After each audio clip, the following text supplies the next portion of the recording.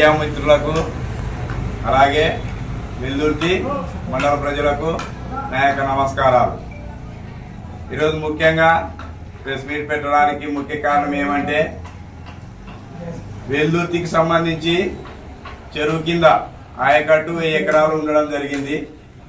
గతంలో ఫారెస్ట్ అనేటువంటిది ఉంది. తర్వాత దాన్ని డిఫారెస్టేషన్ చేసి ఇక్కడ ఉన్నటువంటి బడుగు బలహీన వర్గాల వాళ్ళకి పట్టాలు ఇవ్వడం అనేటువంటిది జరిగింది. అలాగే ఇప్పుడు రీసర్వేలో సందర్భంగా చేయమని కోరడం జరిగింది. చాలా వరకు ఎంఆర్ఓ ఆఫీస్ గారు వాళ్ళు ముందుకు రాలేదు. అందుకు దానికి సంబంధించి ఫారెస్ట్లో ఉంది అని చెప్పడం జరుగుతుంది. అందుకోసం నేను ఫారెస్ట్ అంటే జనసేన పార్టీ తరఫున ఫారెస్ట్ ఆఫీసర్ గారికి లెటర్ రాసి ఆర్టీ యాక్ట్ అడిగి అందుకు సంబంధించినటువంటి ఇన్ఫర్మేషన్ తీసుకోవడం జరిగింది. ఈ లెటర్ 18వ తేదీ 4వ నెల 2026 రాయడం జరిగింది. వాళ్ళు వెల్దుర్తిలో ఎలాంటి ఫారెస్ట్ లేదనేటువంటిది చెప్పడం జరిగింది. అలాగే దానికి సంబంధించినటువంటి లెటరు దాని తర్వాత అలాగే వాళ్ళు ఫైల్ కదిలియడం లేదు. అందుకోసం మళ్ళీ తర్వాత ఒక 4-5 రోజుల తర్వాత మళ్ళీ కలెక్టర్ గారికి అందరి సమక్షంలో ఒక 30 మంది రైతులతో సంతకాలు పెట్టించి వారికి సంబంధించినటువంటిది కలెక్టర్ గారికి అర్జీ ఇవ్వడం జరిగింది. అలాగే మళ్ళీ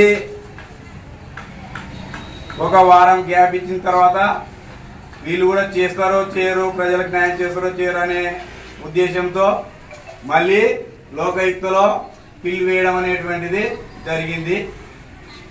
ఆ విధంగా మొత్తం 300లకు పైగా ఉన్నటువంటి రైతులకు న్యాయం జరగాలనేటువంటి ముఖ్య ఉద్దేశంతో జనసేన పార్టీ తరఫున ఈ కార్యక్రమాన్ని చేపట్టడం అనేటువంటిది జరిగింది. అలాగే ఇప్పుడు ఈ ఫైల్కి సంబంధించి అంటే 99% చేయాలనేటువంటి ఉద్దేశంతో అధికారులందరూ ముగ్గు చూపడం జరుగుతుంది. కానీ ఈ వెల్దుర్తికి సంబంధించినటువంటి కొందరు వ్యక్తులు నాయకులమని చెప్పుకొని అధ్యక్షులమని చెప్పుకొని మేము చేస్తున్నాం, మేము పెట్టిస్తున్నాం అనేటువంటి చెప్తున్నారు.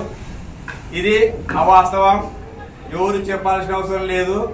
ఖచ్చితంగా ప్రభుత్వం వాళ్ళు చేయాల్సినటువంటి వాళ్ళ కర్తవ్యం. కాబట్టి ఎవరు ఎక్కడికి పోవాల్సిన అవసరం లేదు. ఖచ్చితంగా మనము చెరువు కింద 1000 ఎకరాలకు సంబంధించి ఎంఆర్ఓ ఆఫీస్ నుంచి సర్వేలు కావచ్చు, మండల సర్వేలు కావచ్చు వచ్చి కొలిసి ఎవరి భాగాలు వాళ్ళకి ఎంత అనుభవంలో ఉన్నారో అంత వాళ్ళే చేసి ఇవ్వడం అనేటువంటిది ఈ ప్రెస్ మీట్ యొక్క ముఖ్య ఉద్దేశం.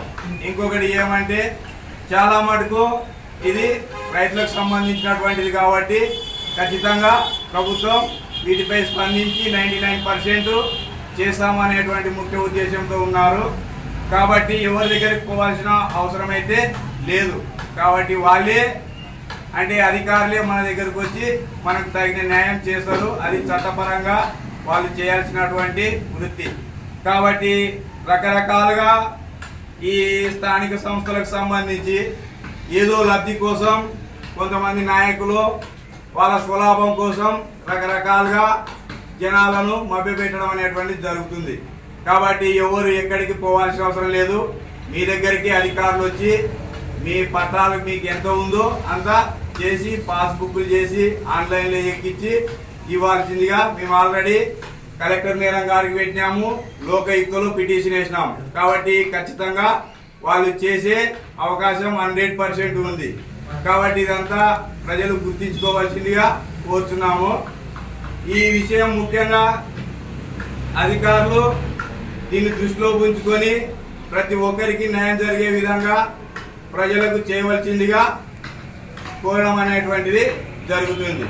ఈ అవకాశం ఇచ్చినటువంటి మండల ప్రజలకు మీడియా మిత్రులకు నా యొక్క ధన్యవాదాలు తెలియజేసుకుంటున్నాను.